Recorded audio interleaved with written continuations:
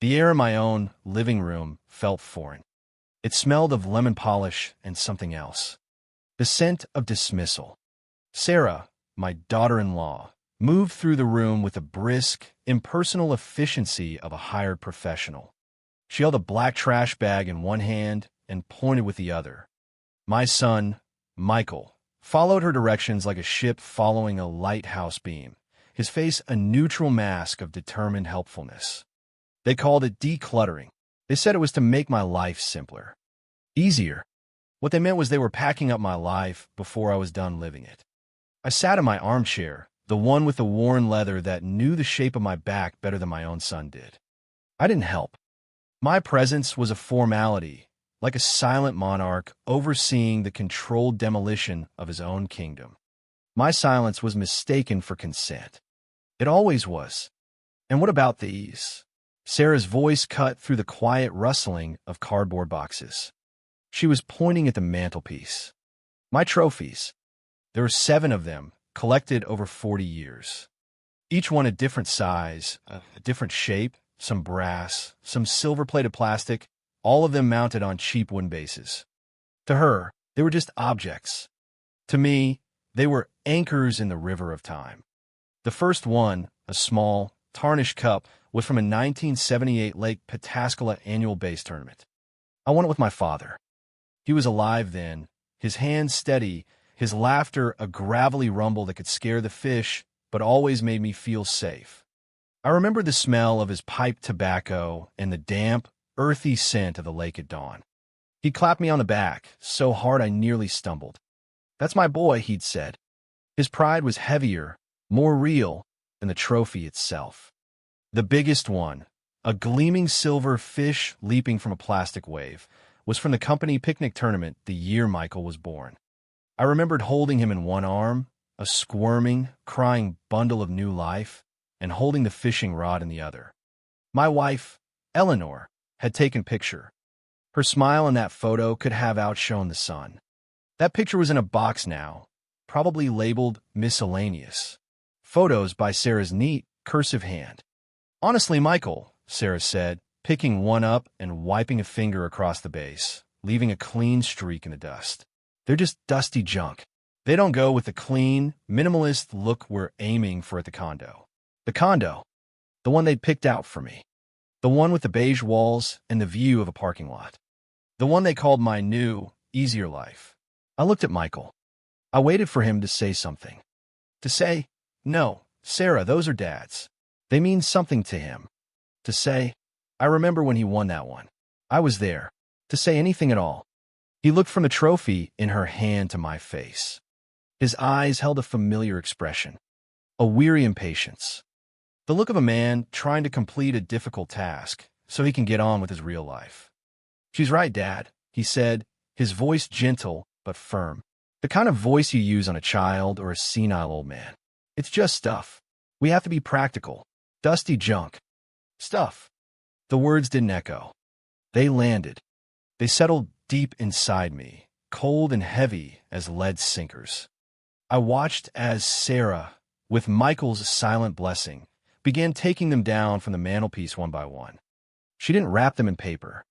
She dropped them into the black trash bag. The sound of cheap metal and plastic clattering together was the only sound in the room. It was the sound of a life being discarded. I didn't protest. I didn't shout. My hands, resting on the arms of my chair, did not tremble. Something inside me did, though. A support beam, one I hadn't even known was there, cracked. It wasn't a loud, splintering break. It was a quiet, final shearing of wood and steel. The structure of my long-held patience, of my quiet accommodation, had just been condemned. I stood up. The movement was slow, deliberate. The old joints ached, but for the first time in a long time, my body felt entirely my own. "I need some air," I said. My voice was steady, softer than I expected, but solid.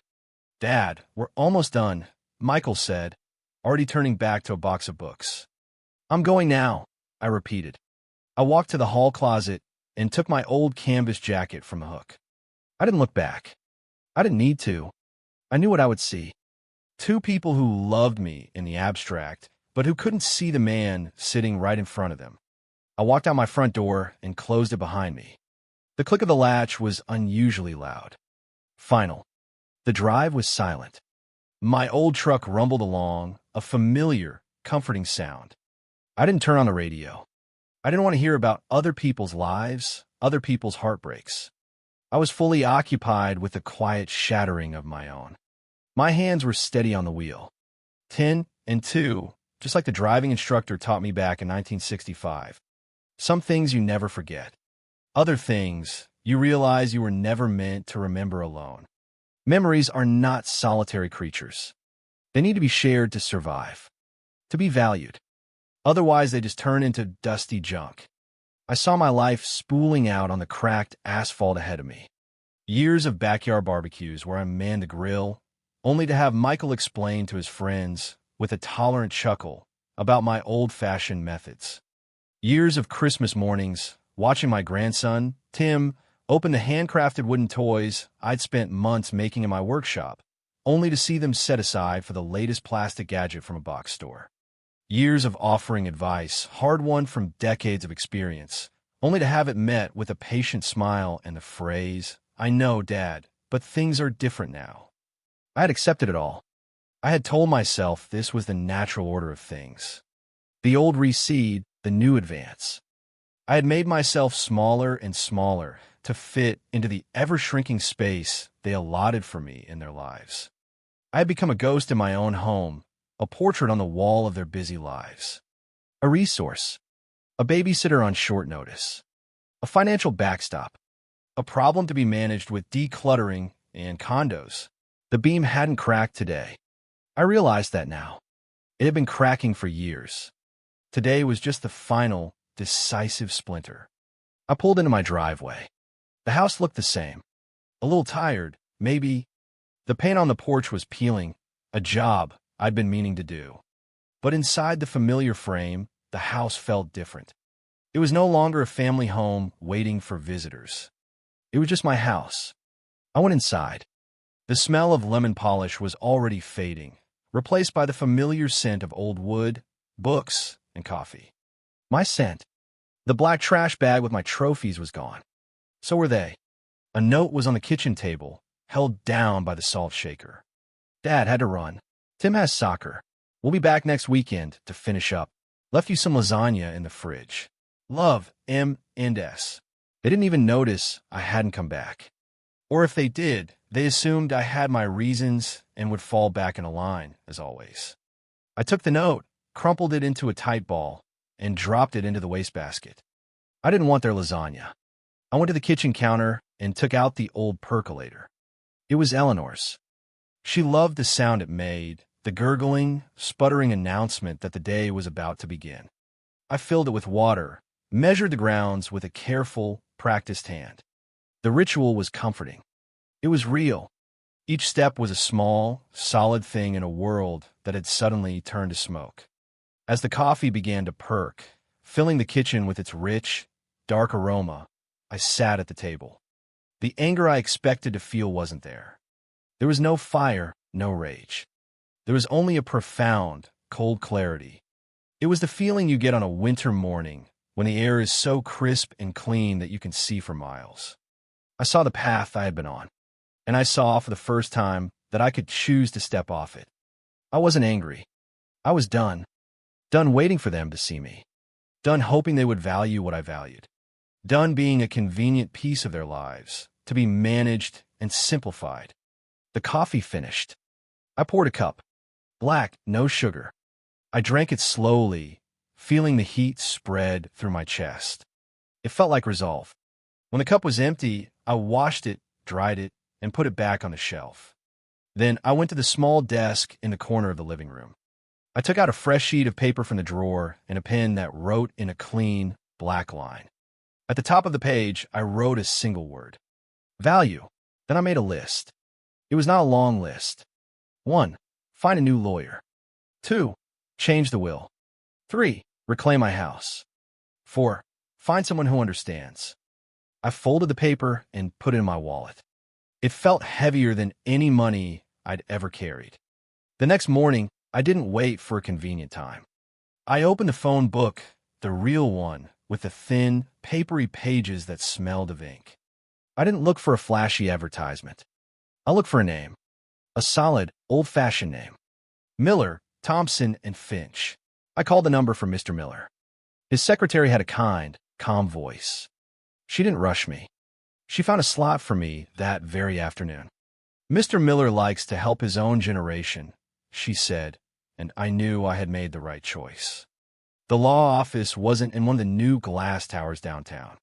It was in an old brick building with a heavy oak door.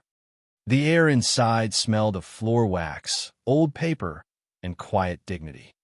Mr. Miller was a man my own age, maybe a few years older. He had a full head of white hair and wore a tweed jacket that had seen better days, but suited him perfectly. He didn't start with legal questions. He started by asking about the medals on my jacket. I wore a small pin, a service ribbon from my time in Korea. Most people don't even notice it. He did. We talked about that for 10 minutes. About the cold and the fear and the men we knew. By the time we got to my reasons for being there, he already understood the most important parts. He understood the language of duty and honor and things that last. I told him everything. I didn't embellish. I just stated the facts, ending with the trophies in the trash bag. Dusty junk, I repeated the words. He didn't offer sympathy. He just nodded, his expression grim. I've seen it before, he said. The entitlement of the young. They mistake patience for weakness. They see a life's savings not as a reward for a lifetime of work, but as their own delayed inheritance. He laid out the steps. Clear. Concise. First, we would revoke Michael's power of attorney. That's the key to the kingdom, Bill, he said, calling me by my first name. Right now, your son holds the key. We're going to take it back. Second, we would draft a new will. A completely new one. One that reflected my wishes, not their expectations. Third, we would establish a living trust. A fortress, he called it, to protect my assets and my autonomy.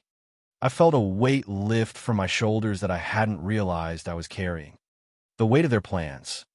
Their assumptions. I signed the papers he put in front of me. My signature, which had grown shaky over the years, was surprisingly firm. Each letter was a declaration. I walked out of that office feeling taller. The air outside seemed fresher. The sun brighter. When I got home, the house felt different again. It wasn't just my house anymore. It was my fortress. I started with the pictures. The large framed photo of Michael, Sarah, and Tim on the mantelpiece. It was a professional shot, everyone smiling perfect white smiles. It looked sterile, impersonal, like a stock photo that came with a frame. I took it down. I didn't smash it. I didn't throw it away. I carried it up to the attic and placed it carefully in a wooden chest with Eleanor's old things. It was a part of my history, not my present. One by one, I removed their images from my daily view. The living room, once a shrine to a family that became a quiet space that simply was. It was waiting for new memories. My memories. Then, I went into the garage. My sanctuary.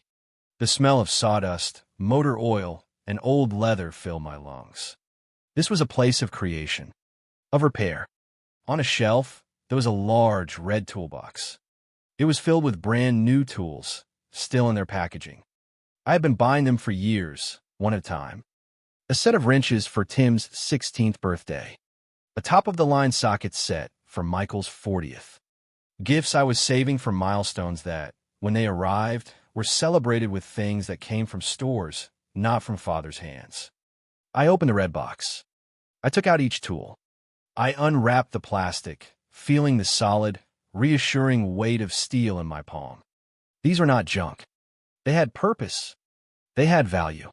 I put them not back in a new red box, but in my own toolbox. The old wooden one my father had made for me. The one with the dovetail joints and the brass fittings, its surface scarred and stained with the history of 100 projects. The new tools nestled in beside the old ones. They belonged there. They belonged to me. The first call came on a Tuesday, a week after I had visited Mr. Miller. It was Michael. I let it go to voicemail. His voice, when I listened to it later, was tight with confusion. Dad, it's me. I just got a letter from some lawyer. Something about power of attorney. It must be some kind of mistake. Call me back. I deleted it. Not replied. Deleted. An hour later, Sarah texted. Michael said you hired a lawyer? What's going on? Are you okay? We're worried. I knew that worried. It was the same worried they used when I said I wanted to fix the roof myself. It wasn't about my well-being. It was about their inconvenience, their loss of control. I deleted the text. The silence was a new tool in my workshop. It was precise, powerful, and it was all mine. The calls and texts escalated over the next few days. Michael's voice went from confused to annoyed. Dad, you need to call me. This isn't funny. What did this lawyer say to you? Are you being scammed? He couldn't conceive of me making a decision on my own. It had to be the influence of a stranger, a predator. It couldn't possibly be a rational response to his own actions. Sarah's text became more pointed.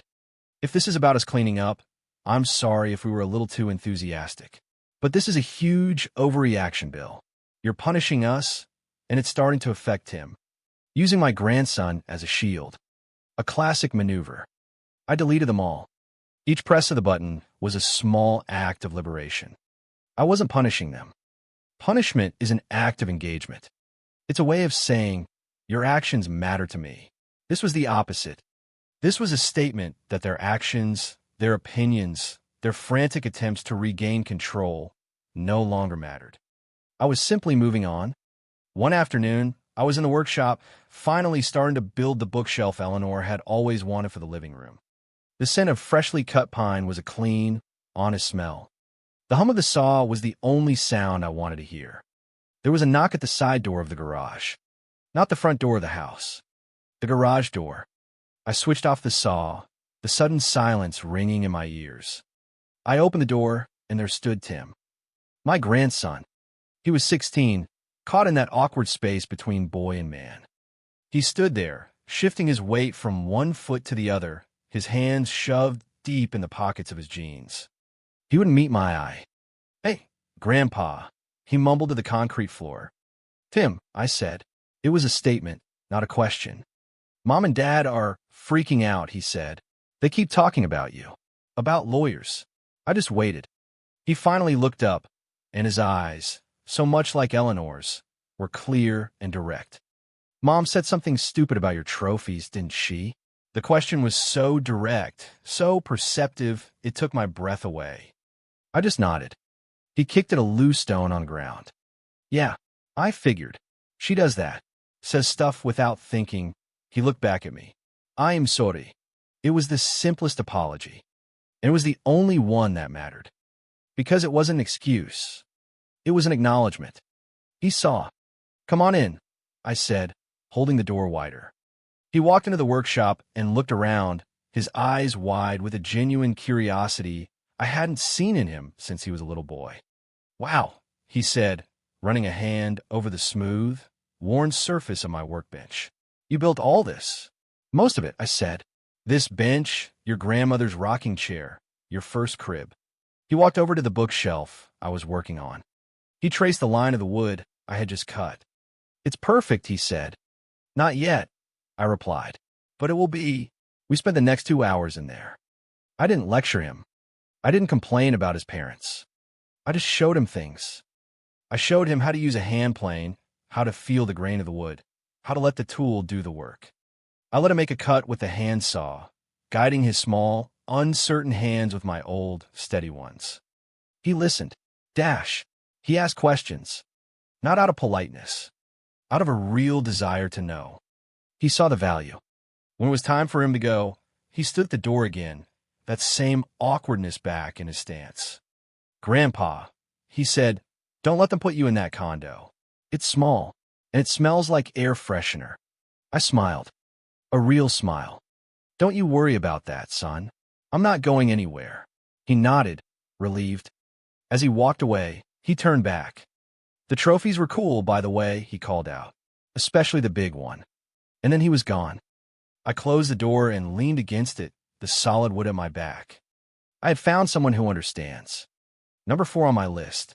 Check. The next day, I went back to see Mr. Miller. We need to talk about the will, I said. And the trust. I had an idea now. A purpose. My actions were no longer just about separating myself from my son's expectations. They were about building something new, creating a legacy based not on blood, but on understanding, on value. I asked him to research charities, specifically charities that had to do with fishing, charities that took kids who'd never seen a lake, kids who thought fish only came in frozen sticks, and taught them the quiet patience of waiting for a bite. He found one, the First Cast Foundation. It was a small local outfit run by a retired science teacher. They took inner-city kids out to Lake Pataskala, the very same lake where I had won my first trophy with my father. The symmetry of it was perfect. I went to their office. It was 2 rooms above a hardware store. The walls were covered with photos of smiling children holding up fish, their faces a mixture of pride and shock. The director, a woman named Mrs. Gable, had the kind, tired eyes of someone who works too hard for too little money, but loves every minute of it.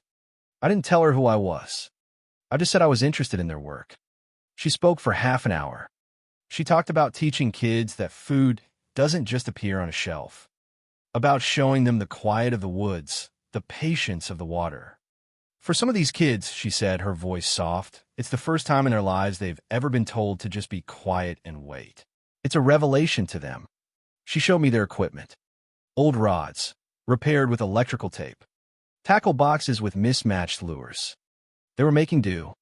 They were taking what little they had and turning it into something priceless. They were not throwing anything away. They saw the value in every last piece. I knew what I had to do. I went back to Mr. Miller's office, and we finalized the trust. The house, the savings, the investments, everything I'd spent a lifetime building went into it. Upon my death, the majority of it would become a permanent endowment for the First Cast Foundation. Enough to buy new equipment every year. Enough to hire more guides. Enough to make sure that hundreds, maybe thousands of kids would get to feel what I felt on that lake with my father all those years ago. The pride. The connection. The quiet joy of a line gone taut. I also set up a separate educational fund for Tim. It would be managed by the trust, inaccessible to his parents. It would pay for his college, his trade school, whatever path he chose. It was a gift, not an obligation. A line cast directly to him, with no intermediaries. The final piece was the house. The trust stipulated that I had the right to live in it for the rest of my life. After that, it was to be sold, with the proceeds going to the foundation. It would not become Michael's inheritance to sell for a profit. It would become a stranger's home. The papers were signed, notarized, and filed. It was done. The inevitable confrontation happened on a Saturday morning. I was in the living room, polishing the new oak bookshelf I had just finished. I hadn't found my old trophies.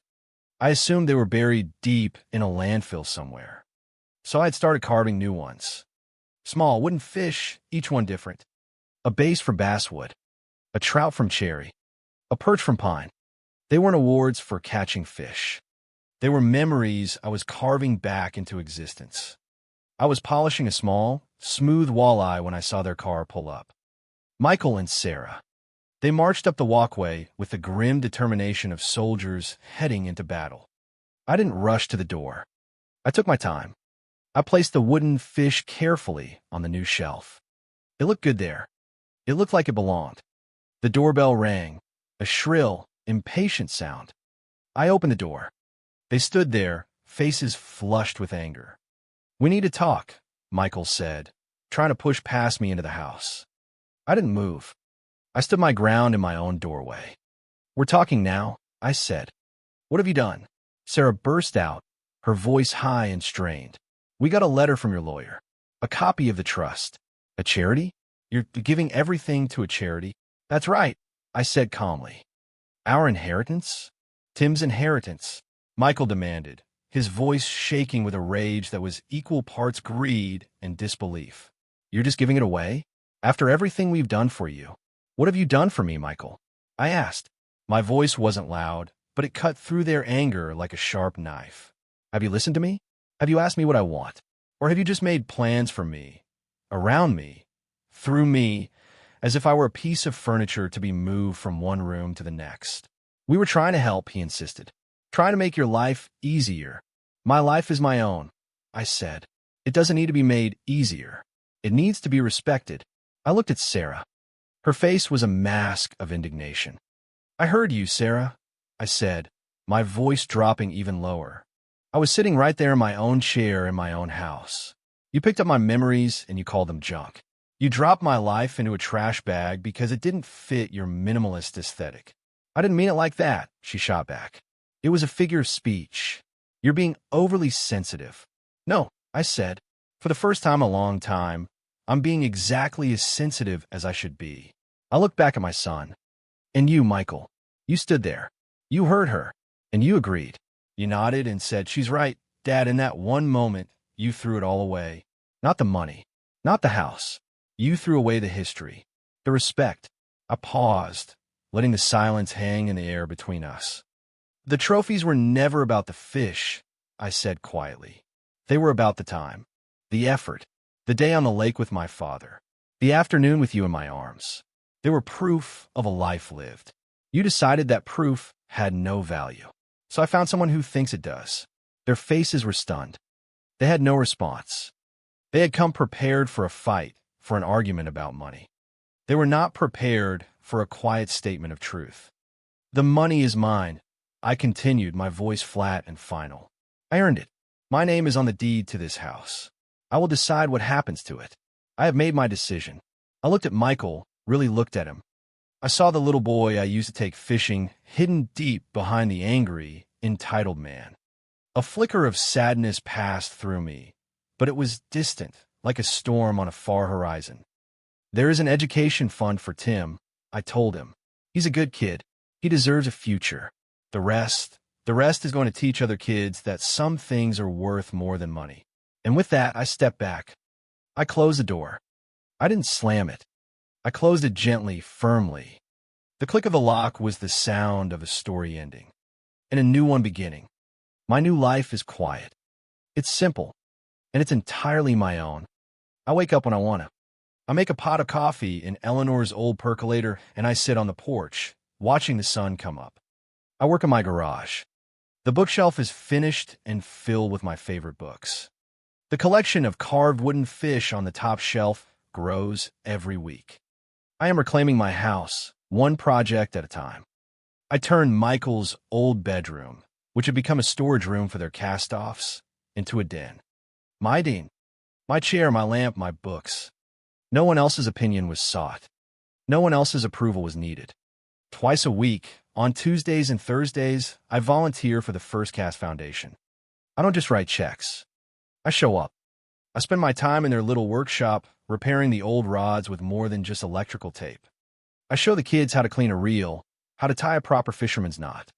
I teach them the names of the lures, the difference between a jitterbug and a hula popper. I tell them stories about the fish I've caught. They listen. Their eyes are wide with wonder. To them, my stories are not junk. They are treasure. Last week, I went out on the lake with a group of them. I was paired with a small, quiet boy named Leo. He hadn't said 2 words all morning. I showed him how to bait his hook, how to cast his line without snagging it in the trees. We sat there in the boat for an hour in companionable silence. And then his bobber disappeared under the water. His eyes went wide. "Mr. Bill," he whispered, as if a loud noise would scare the fish away. "All right, son," I said, my voice calm. "Don't jerk it. Just reel him in, slow and steady." He fought with that fish for 5 minutes, his small arms shaking with the effort, his face a mask of intense concentration. When he finally got it into the boat, it wasn't a monster, just a little sunfish, its scales shimmering in the light. But to Leo, it was a leviathan. He held it in his hands, his touch gentle, reverent. He looked at me, and his face broke into a smile so big and bright it could have powered city. "I did it," he breathed. "Yes, you did," I said, clapping him on the back. "You surely did." In that moment, I felt a sense of rightness, of purpose, so profound it almost brought me to my knees. This was a better inheritance than any amount of money. This was value. Real, tangible value. Tim still comes by, usually on Saturday afternoons. He never talks about his parents, and I never ask. We work in the garage. We're building him his own toolbox, out of oak, with the same dovetail joints as mine. He's a natural. His hands are steady.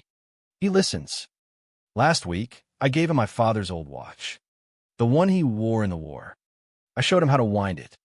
He put it on his wrist, and for a moment, I saw the man he was going to become. A good man. A man who understands the weight and value of things passed down. A letter came in the mail yesterday. It was from Michael. Not a text, not a voicemail. A real letter, written by hand on a piece of paper. His penmanship was as bad as it was when he was 10 years old. I read it. It was clumsy, full of crossed-out words and awkward phrases. But it was an apology. A real one. He wrote about the trophies. He said he remembered me winning the big one. He said he remembered sitting on my shoulders and that he had been proud of me. He said he was sorry he forgot. He said he was sorry he let me down. He asked if he could come over. Alone. Just to talk. I read the letter 3 times. Then I folded it and placed it on the desk in my new den. I didn't answer it. Not yet. The door to my life is no longer wide open for anyone to just walk through. It's not locked either, but is closed. And I'm the only one who decides who gets to come inside. This morning, I sat on the porch with my coffee. The air was cool and clean. I'm not a vengeful man. I'm not a bitter man. I'm simply a man who has reclaimed his own story. They thought my life was a collection of things to be curated, managed, and eventually disposed of. They were wrong. My life is not the dusty junk on the mantelpiece. It is the steady hand that built the mantelpiece. It is the quiet patience that waits for a fish to bite. It is the wisdom to know what is worth keeping and the strength to let go of what is not. And that is an inheritance you cannot buy. You can only earn it. Or if you're lucky enough, you can have it passed down to you by someone who takes the time to teach you its true value. The sun is higher now. The coffee is gone. It's time to go to the workshop. There are children who need to learn how to fish. And I have a great deal left to teach.